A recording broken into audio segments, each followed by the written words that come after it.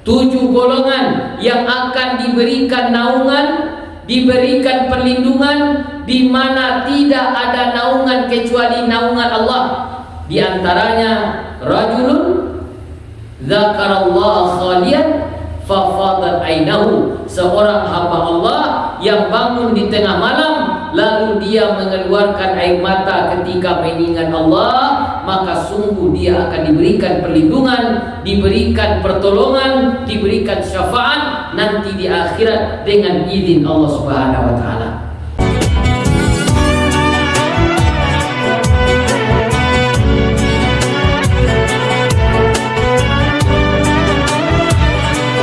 Assalamualaikum warahmatullahi wabarakatuh. Waalaikumsalam.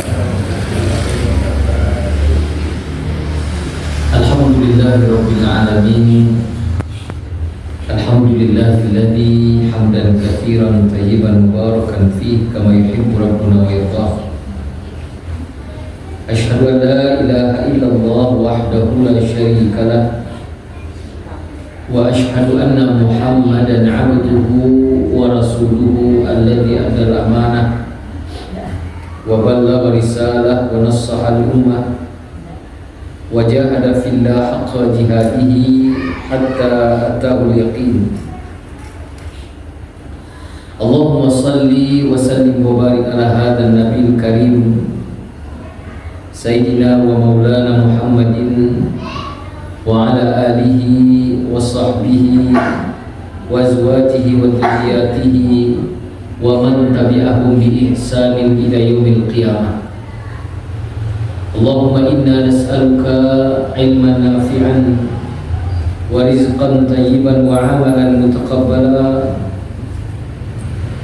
Rabbi shrah li sadri wa yassir li amri wahlul 'uqdatam min lisani yafqahu qawli.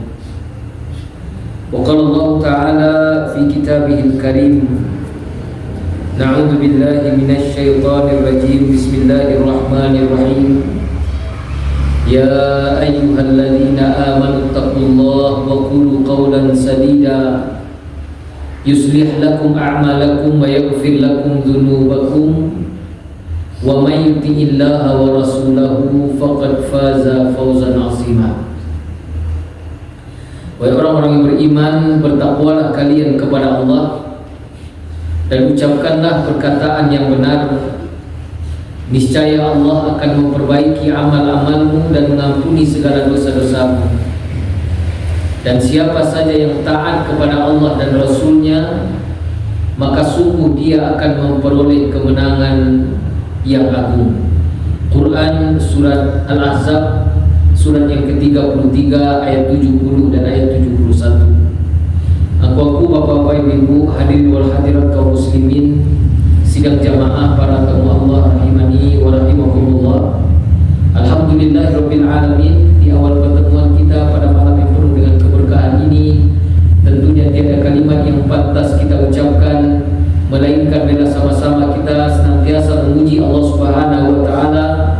Alhamdulillah, segala puji hanya pantas kita ucapkan dan kita sampaikan kepada Allah, karena tentunya kita menyadari bahwa Allah lah zat satu-satunya yang telah memberikan kita begitu banyak nikmat, memberikan kesempatan, kesehatan, kekuatan, hidayah untuk bisa hadir di salah satu rumah Allah Subhanahu wa taala dalam rangka menjalankan perintah Allah dan sunnah Nabi sallallahu alaihi wasallam. Salat di waktunya yang merupakan amal yang paling dan sangat dicintai oleh Allah telah kita lakukan, dan kita hadir kembali dalam majelis ilmu membacakan ayat Allah dan hadis Nabi sallallahu alaihi wasallam. Mudah-mudahan pertemuan kita pertemuan yang dicurahkan keberkahan, pahala dan kemuliaan di sisi Allah Subhanahu wa taala. Amin ya rabbal alamin. Salawat dan salam kita mohonkan kepada Allah agar keselamatan, kesejahteraan hendaknya senantiasa dicurahkan oleh Allah kepada qudwah tauladan kita, yakni Nabi Muhammad sallallahu alaihi wasallam, dengan ucapan Allahumma salli ala Muhammad wa ala ali Muhammad. Bapak Ibu kaum muslimin hadirin wal hadirat, para tamu Allah rahimani wa rahimakumullah. Kembali pada malam yang mulia dan penuh berkah ini kita akan saling mengingatkan, membacakan dan mengambil hikmah dari dan di antara hadis-hadis Nabi sallallahu alaihi wasallam. Dan hadis yang akan kita sampaikan dan kita baca pada malam hari ini adalah satu hadis yang diriwayatkan oleh Imam At-Tirmidzi dari salah seorang sahabat Nabi yang mulia yang bernama Uqbah ibni Amir radhiyallahu anhu. An Uqbah ibni Amir radhiyallahu anhu qala, dari Uqbah bin Amir, semoga Allah meridhoinya, beliau pernah berkata, sa'altu Rasulullah sallallahu alaihi wasallam, aku pernah bertanya kepada Nabi sallallahu alaihi wasallam. Sebagaimana yang sering kita ingatkan di dalam beberapa hadis yang telah kita sampaikan Bapak Ibu, bahwa ternyata salah satu bentuk kemuliaan para sahabat Nabi, kenapa menjadi generasi terbaik, generasi yang sangat dicintai oleh Rasulullah sallallahu alaihi wasallam, selain semangat mereka di dalam menjaga agama, semangat mereka dalam mendampingi perjuangan dan dakwah Nabi sallallahu alaihi wasallam, ternyata para sahabat adalah orang-orang yang tidak pernah puas untuk belajar, mengetahui, bertanya dan mengamalkan setiap kebaikan-kebaikan di dalam agama ini. Sehingga sering kita diingatkan bahwa ternyata banyak ayat-ayat yang diturunkan oleh Allah Subhanahu wa taala dalam Al-Qur'an ataupun hadis-hadis Nabi yang disampaikan oleh beliau itu ternyata bermula dari pertanyaan-pertanyaan para sahabat Rasulullah.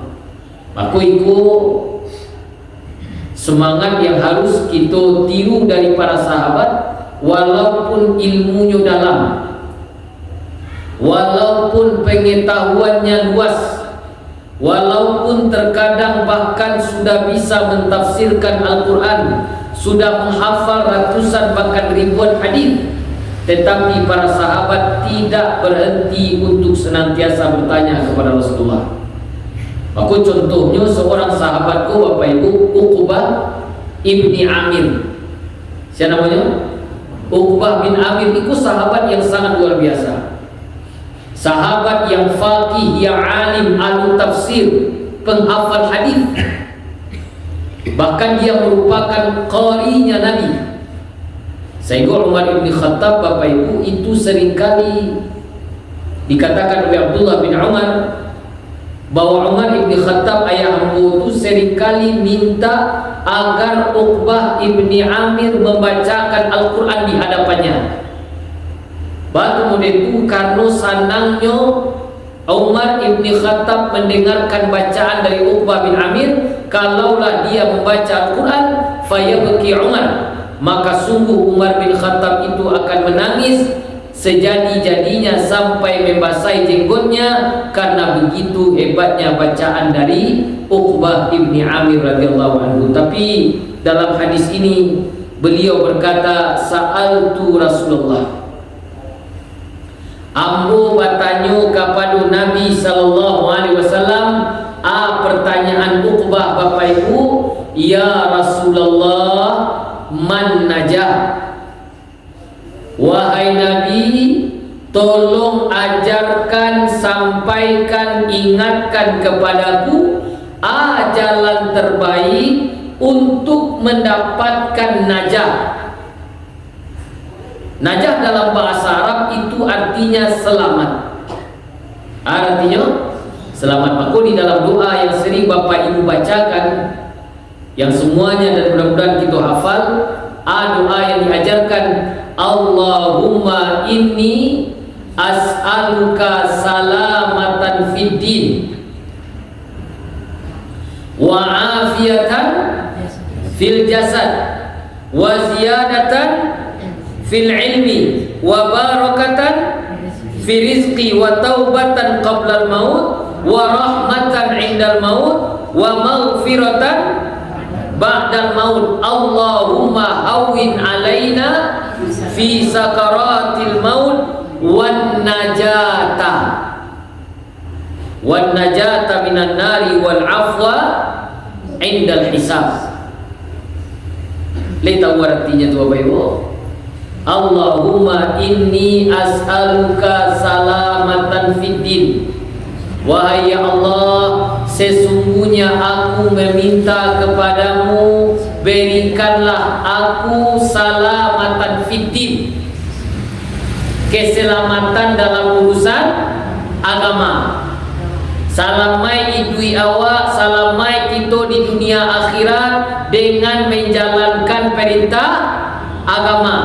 Apun profesi kita, apun karajo kita, semuanya berpedoman kepada aturan agama. Tak mempermainkan agama, tidak meninggalkan agama. Itu namanya salamatan fid din. Wa afiatan fil jasad, atau afiatan fil jasad, agiah kesehatan badan, badan kuat, fisik kuat, pikiran kuat, mental elok. Kalau dak do gunonyo harato sambuah pitih banyak samantaro badan kita sakit, walaupun hikmah dari sakit tentu ada Bapak Ibu. Tapi kalaulah sakit tentu agak sulit kita beribadah. Tak bisa datang ke surau salat berjamaah, tak bisa mendengar pengajian, sulit untuk hadir dalam majlis ilmu, sulit kita bangun untuk salat malam, sulit kita untuk puasa sunnah, sulit membaca Al-Quran. Maka minta ke Allah wa afiatan fil jasad wa ziyadatan fil ilmi. Bapak Ibu, bertambah ilmu awak. Satio waktu, satio hari hadir kita dalam majlis ilmu, maka hendaknya dengan bertambah ilmu, bertambah semangat kita beribadah. Bertambah ilmu, bertambah takwi kita jo Allah. Bertambah ilmu, bertambah dakik kita jo Allah. Karena sejatinya Bapak Ibu, awak hadir dalam majlis ilmu, mendengarkan Al-Quran dan hadis dan tausiah-tausiah para guru-guru kita, niat kita mana? Mendekatkan diri kita ke Allah. Walaupun beko lagi etong dapat atau indahnya Bapak Ibu, hadir saja kita dalam majlis ilmu itu sudah bernilai ibadah. Duduk saja kita di surau Bapak Ibu, kita dengar Al-Quran, kita dengar hadis, duduk kita saja sudah bernilai ibadah. Didoakan oleh para malaikat, digugurkan dosa dan kesalahan. Walaupun mungkin ada di antara awak tak kadape sadonyo dah disampaikan di guru-guru gitu, atau bahkan jangka sadonyo cie senado tak takut di kepala. Ibu di rumah ditanya di udah batu tak lampai nak pulang, tapi orang mengaji tadi di surau. Ngaji ustaz tu. Itulah tadi. Kawannya lupa. Yang tadi lain tak kena, tapi tiba di rumah lupa sebenarnya. Siapa ustaz dan tiba tadi? Ustaz adalah ketik-ketik, ustaz telah lupa di sini. Tapi biarlah hadir kita Bapak Ibu itu sudah bernilai ibadah. Man kharaja li talabil ilmi fahuwa fi sabilillah. Siapa yang keluar dengan niat menuntut ilmu agama, duduknya di surau, di musala, di musaji, maka dia bagaikan orang yang sedang berjihad di jalan Allah Subhanahu wa taala. Bertambah ilmu, bertambah dakik itu ya Allah. Wa barakatan fi rizqi, dan lagi hamba keberkahan dalam rezeki ya Allah.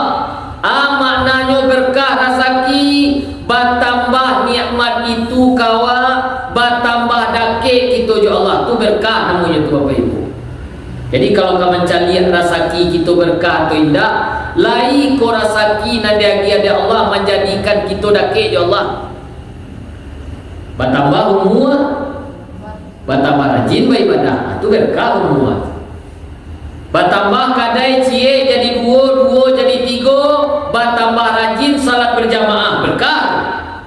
Aja soal liatnya. Batu apa nado ke musala ke surau salat berjamaah, baalu ke salat berjamaah dulu kadai cie, kini lah tiga dah bisa ditinggal lain. Itu dah berkah. Bertambah cucu. Jadi tensi. Bertambah tensi tu. Bertambah rajin mendengar pengajian. Jangan ada alasan bahagian ada pengajian mendengar pengajian biasanya lain orang malam pergi ke surau. Baalu pergi ke surau kini lah suli. Dulu cucu dua kini lah 3 balik dah tak ajar. Itu berarti kurang berkah jadi. Bertambah haratu kita bertambah dakik ya Allah. Bertambah cucu kita bertambah rajin kamu salah ke surau kamu saji. Itu namanya berkah. Ziyadatul khair kata para ulama. Wa barakatan fi rizqi wa taubatan qabla al-maut, dan lagi hamba kesempatan ya Allah bertaubat sabanun mati. Ya, bertaubat ku dah siap mati tu Bapak Ibu. Dak di dalam kubur bertaubat ku bila? Sabanun mati. Jangan lain sabanun mati, berjangan dalam kubur Bapak Ibu. Bahkan di saat sakratul maut saja. Waduh, orang nak ingin bertaubat ketika sakratul maut. Waktu muka mati setelah bertaubat Ustaz. Lain diterima taubat seorang ketika dalam keadaan sakratul maut. Tak. Saluman Fir'aun Bapak Ibu. Tahu Bapak Ibu Fir'aun?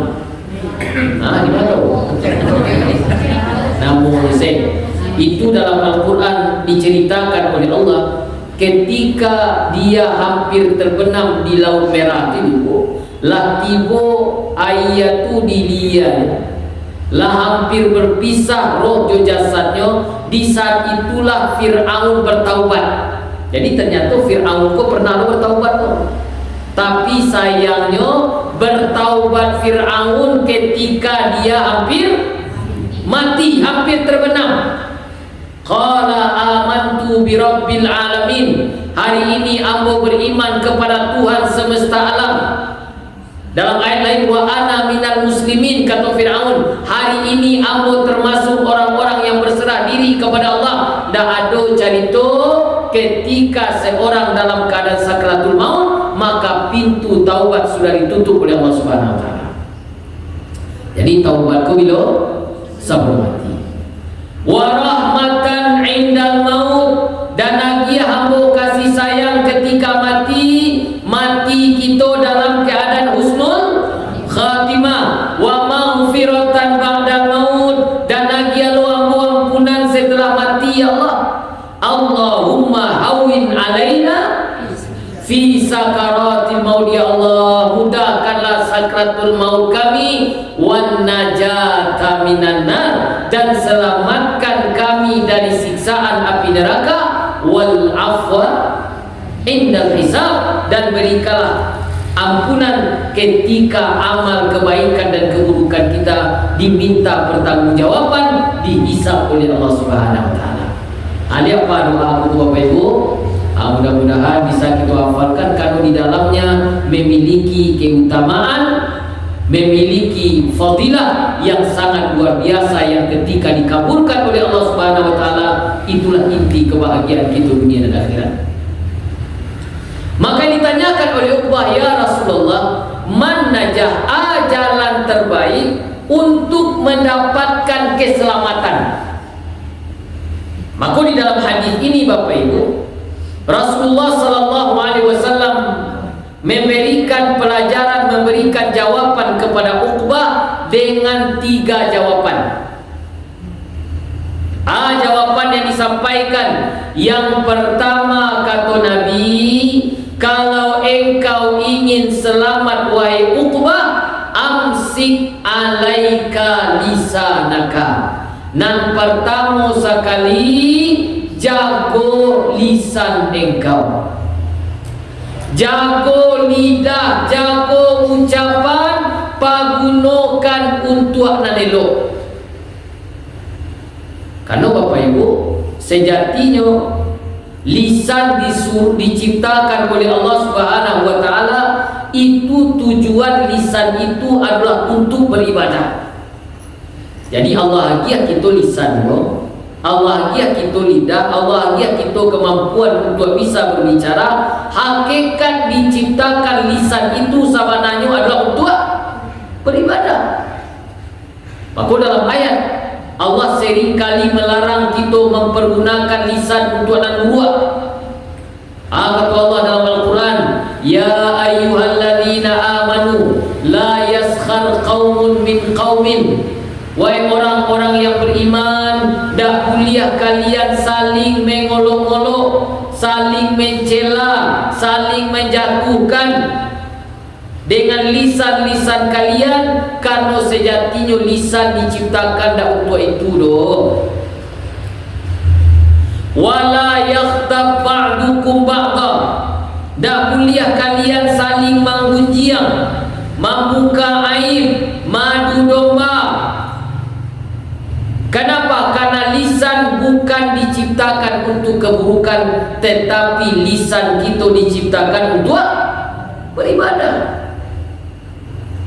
Bantuan senang kita kenyo Bapak Ibu, tetapi lisan adalah penentu. Aku pernah sampaikan, seorang kalau mati dalam keadaan husnul khatimah, kalau ingin mencari ciri seorang mati dalam keadaan husnul khatimah, salah satu cirinya adalah ketika di akhir kalamnya dia mampu mengucapkan kalimat la ilaha illallah.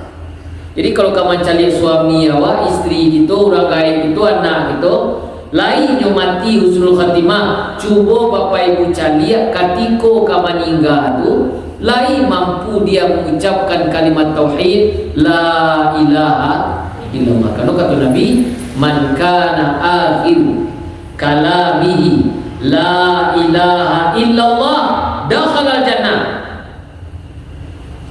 Sianan mampu di akhir kalamnya, di akhir ucapannya, dia mengucapkan kalimat la ilaha illallah, maka Allah jamin baginya untuk mendapatkan surga. Maknanya matinya husnul khatimah. Jadi kalau ada keluarga itu nanti meninggal, dulu Bapak Ibu dipangakan, ditalkinkan. Mengapa ditalkinkan? Dibimbing, dibisiakan di telingonya. Kalau ada ibu-ibu udah awak ke meninggal misalnya di rumah, makulah payah udah tadi Bapak Ibu, maku bisiakan di telingonya kalimat tauhid la ilaha illallah. Itu membantunya untuk mampu mengingat kalimat itu. Jadi kalau payah nampak dewa, tapi Bapak sampaikan Bapak Ibu pastikan di mana akan meninggal. Lah payah. Tua. Tapi jangan mamam sekete kau ibu makan gaji dah kok. Ba ada yang 2 hari makan badan pula dia serius dah. Lah. Tabang video aku sudah mati dulu. Tapi kalau lah payah, kalau dalam Al-Quran tu idza balagatit taraqi, ketika lah sampai di tenggorokan.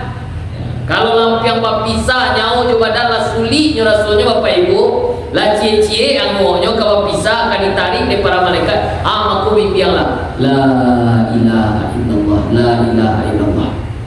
Bukan itu menentukan. Disuruh kita dengan lisan banyak berzikir. Ya ayyuhalladzina amanu dzkurullaha dzikran katsira wasabbihu bukratan wasila. Wahai orang-orang yang beriman, gunakan lisan kalian untuk banyak berzikir. Banyak engkau mengingat Allah, rabban bizikrillah, wasabbihu bukratan wasila, dan bertasbihlah engkau pada waktu pagi dan petang, karena itulah tujuan lisan itu diciptakan. Bahkan sampai kalau begitu Bapak Ibu, sabalum lalu pun kita tutui hari kita tu dia sunahkan dengan berzikir. Aku dalam satu hadis kata Nabi SAW, sia yang akan tidur, sia nan kalalu, kata Nabi, lalu sebelum dia tidur itu dia mengucapkan kalimat, carikan hadis, la ilaha illallah wahdahu la syarikalah lahul mulku wa lahul hamdu wa huwa ala kulli syai'in qadir. Kalitabah la haula wa la quwwata illa billahil aliyil azim. Kata Nabi SAW, huttat khataya wa in kana mithla zabadil bah, maka Allah akan menghapuskan dosanya walaupun banyak sabanyak dosonyo sabanyak buih di dalam lawi. Sia yang ketika akan tidur lalu dia mengucapkan la ilaha illallah wahdahu la syarikalah lahul mulku wa lahul hamdu wa huwa ala kulli syai'in qadir wa la haula wa la quwwata illa billahil aliyyil azim. Lagi baca Bapak Ibu? Ilahi. Belum. Sudah salat. Sebentar kita terangkan Ustaz lain.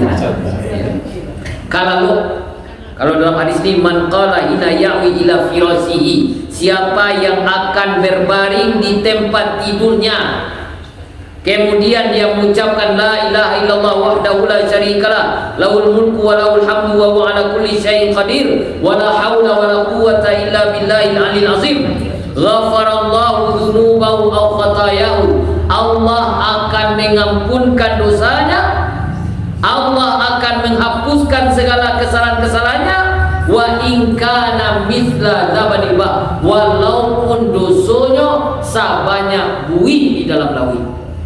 Dalam riwayat yang lain, sebanyak pasir di tepi pantai. Dalam riwayat yang lain, sebanyak daun nanado di atas dunia ko, malam itu juga dosanya akan dimaafkan oleh Allah Subhanahu wa taala. Akan hebat Bapak Ibu, itu zikir. Lisan digunakan untuk memperbanyak membaca Al-Quran. Maka dalam hadis yang pernah kita sampaikan, man qara'a Qur'ana, man qara'a harfan min kitabillah.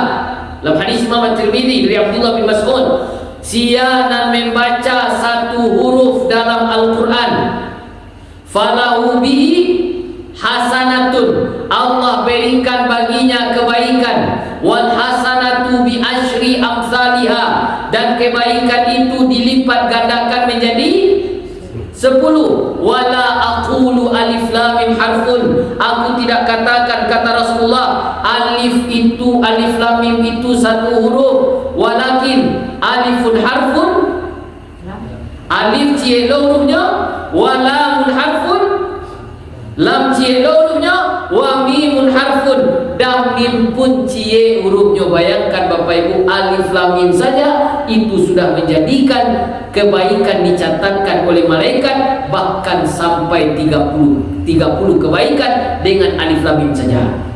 Aku ada orang yang paling pilih dalam sehari itu Bapak Ibu, pandai membaca Quran Ustaz. Kalau baca Quran lebih daripada alif lam mim, kaki, kepala, sakit gigi, sakit pinggang, sakit paru, banyak sakit. Beribadah sakit, selalunya beribadah ni kerana sakit. Baca alif lam mim saja Bapak Ibu 30. Bayangkan kalau membaca 30 kebaikan. Bayang baca, kalau baca Al-Fatihah, membaca itu sehalaman, 2 halaman, selembar, 2 lembar. Bahkan kalau kita bisa membaca ayat kursi Bapak Ibu, banyak keutamaannya. Termasuk mungkin yang banyak dilalaikan di sebagian manusia, itu membaca ayat kursi setelah salat.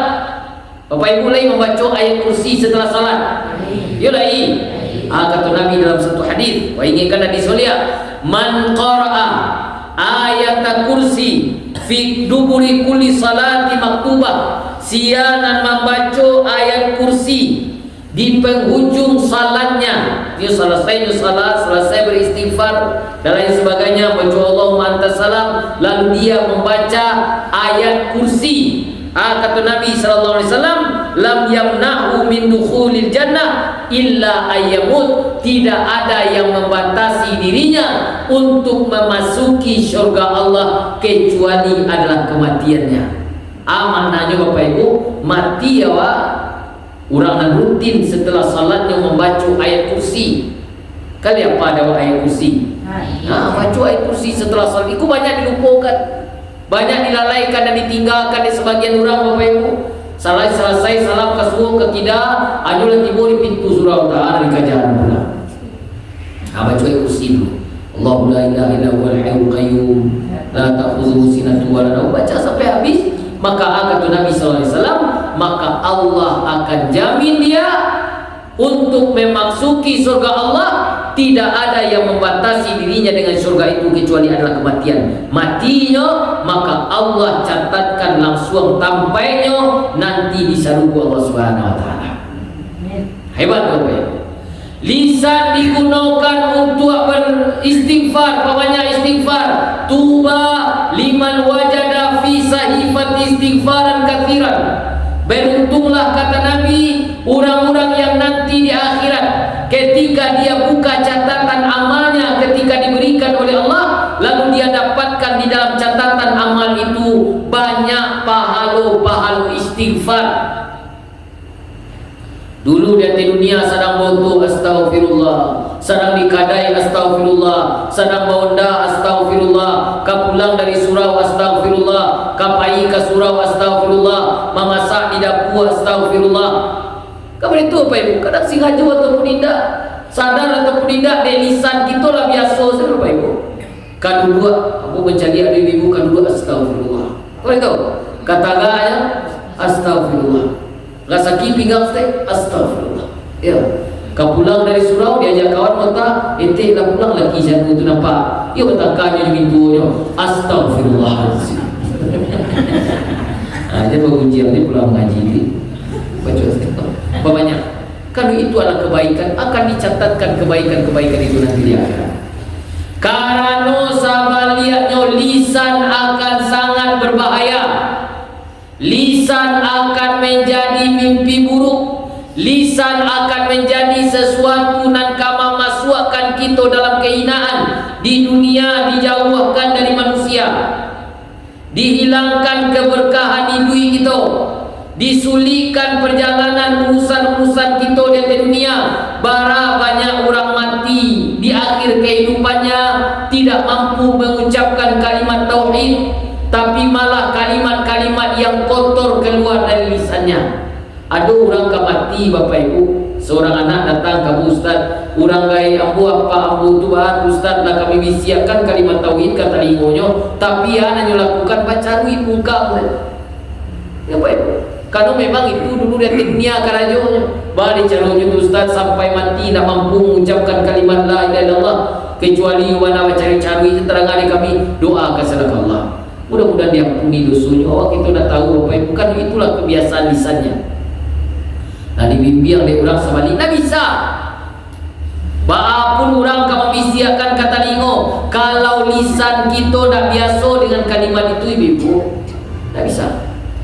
Barang banyak orang dalam kubur diazab oleh Allah, bertahun-tahun lamanya diazab bukan karena dosa-dosa gadang, tapi salah satu penyebabnya adalah dosa-dosa lisan.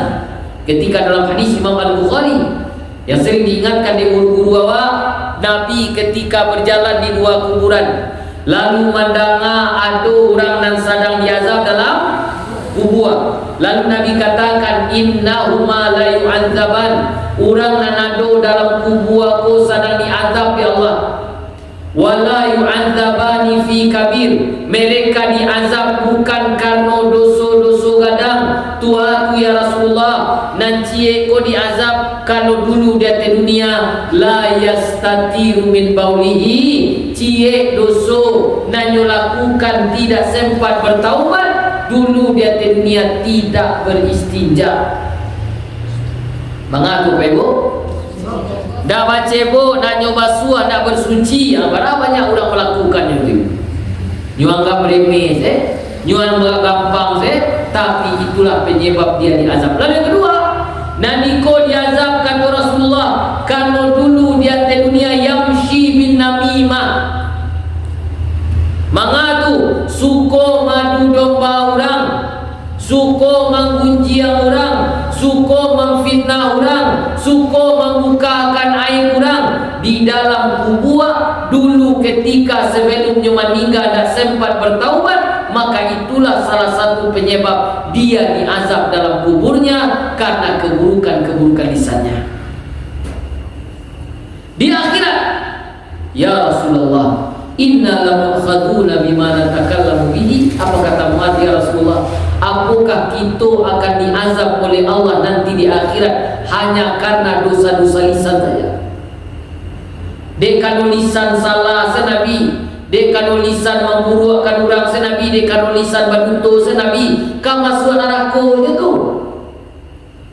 Faqala Rasulullah sallallahu alaihi wasallam, ya Mu'ad, hal yakubbun nasu 'alan nar. Bukankah ada manusia nanti di akhirat, kata Rasulullah, di mana dia berada ala wujuhim wa manakhirihim, sementara wajahnya dan hidungnya berada di atas permukaan api neraka Allah, lalu ditarik oleh para malaikat Allah dengan kasarnya, illa bihasaida alsinatihim, karena dosa-dosa lisan yang dulu di atas dunia dia lakukan, lalu dia tidak sempat bertaubat dan dosa itu dibawa ke Allah. Di saat itulah Allah campakkan ini ke dalam neraka Allah Subhanahu wa taala. Maka Bapak Ibu, kenapa Nabi mengajarkan kepada Uqbah, seorang sahabat yang alim, seorang sahabat yang sangat paham dengan agama ini, tapi Nabi ajarkan kepada beliau, amsik lisanaka, jaga lisanmu, karena memang menjaga lisan adalah satu ibadah yang sangat ditekankan oleh Allah Subhanahu wa taala. Wa qulu qawlan sadida. Maka kata Allah dari ayat tadi, ya ayyuhalladzina amanu taqullaha wa qulu qawlan sadida. Bukti ketakwaan, jagalah perkataan dan ucapkanlah perkataan yang baik. Lalu yang kedua kata Rasulullah, kalau engkau ingin selamat wahai Uqbah, wabki ala khati'atika. Yang kedua Bapak Ibu, menangislah engkau dari berbagai dosa yang engkau lakukan. Maknanya, banyaklah bertaubat, banyaklah minta ampun, dan menangislah dari dosa-dosa dan kesalahan, karena itulah jalan keselamatan dan engkau akan diselamatkan dari neraka Allah Subhanahu wa taala. Kalau menangis ku kasawan lah menjadi fitrah manusia lo Bapak Ibu. Bahkan kalau kita baru lahir saja, anak kita lahir, cucu kita lahir, menangisnya. Bahkan kalau tak bisa menangis, dibuat menangis, batu kan itu manusia itu. Maka menangis ku lah menjadi fitrah awak pun dan hadir ku pasti pernah menangis, walaupun beda-beda dorongannya. Aduh orang menangis, hilang pintinya menangis je, hilang dompetnya menangis je, meninggal suaminya, meninggal istrinya menangis je, pai ke rantau anaknya, pai kuliah anaknya menangis je, mati kunciangnya menangis je. Nak biar parah tu ibu nampak dia mau menonton TV menangis je. Aku balik menonton film India, menonton sinetron menangis je, Masya Allah. Tapi bahalu menahan takdir. Sedih je bahalu, kecewa. Tapi nak diinginkan dalam agama nak menangis itu. Kalau itu yolah jadi menangis itu bahalu menahan. Nak diinginkan dengan hadis tadi bukan menangis di urusan dunia, tapi menangis wabki ala khati'atika, menangis kano mainge dosa.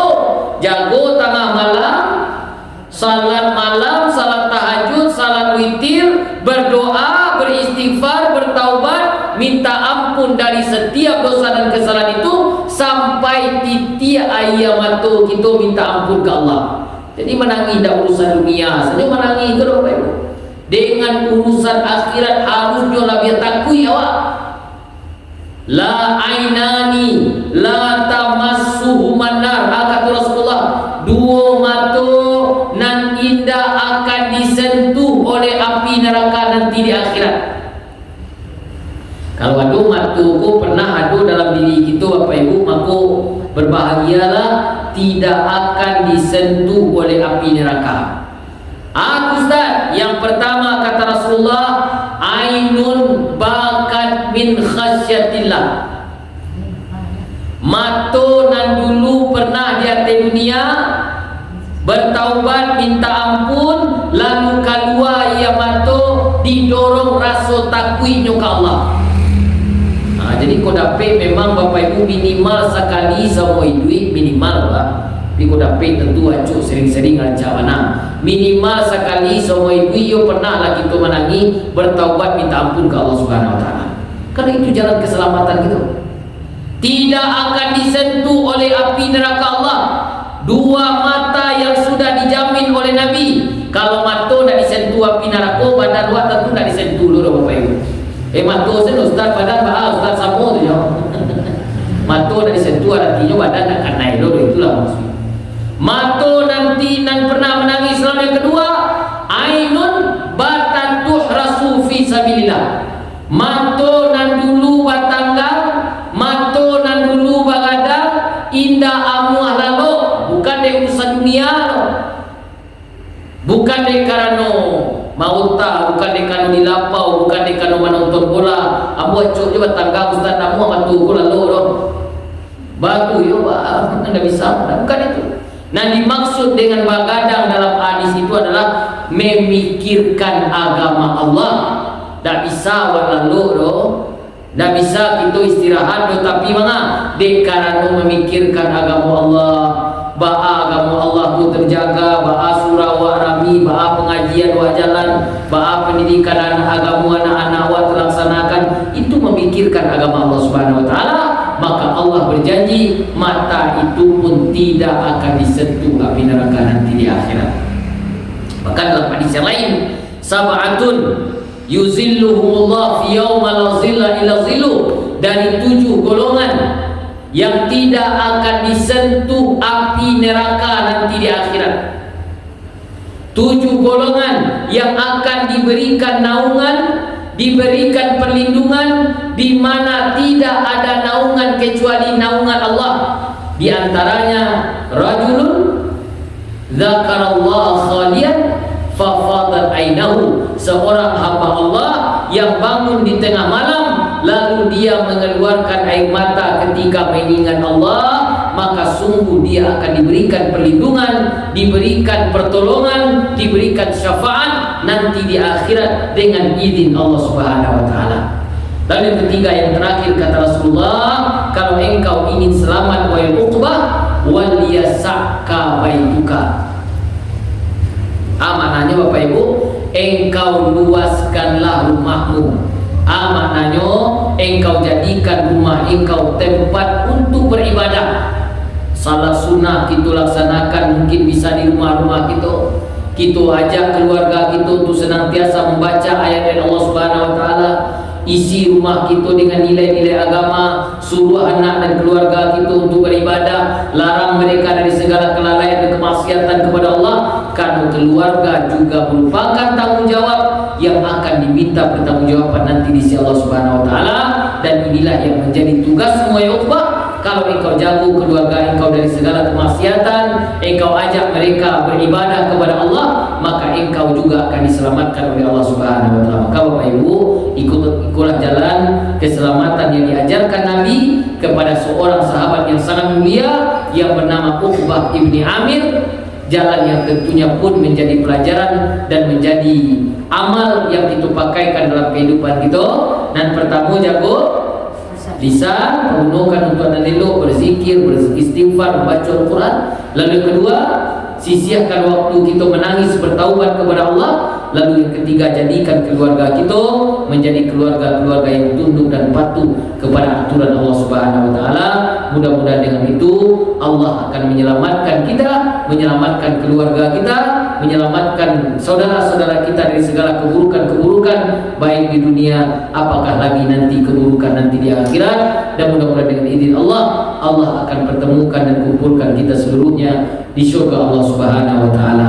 Amin ya rabbal alamin. Bapak Ibu Allah muliakan, itulah hadis yang bisa kita pelajari, kita bacakan, dan mudah-mudahan bisa bermanfaat untuk pakaian dalam kehidupan kita sehari-hari. Mohon maaf atas segala kekurangan, dan kita tutup dengan doa kafaratul majlis. Subhanallah wa bihamdika, asyhadu an la ilaha illa anta, astaghfiruka wa atubu ilaik. Wassalamualaikum warahmatullahi wabarakatuh.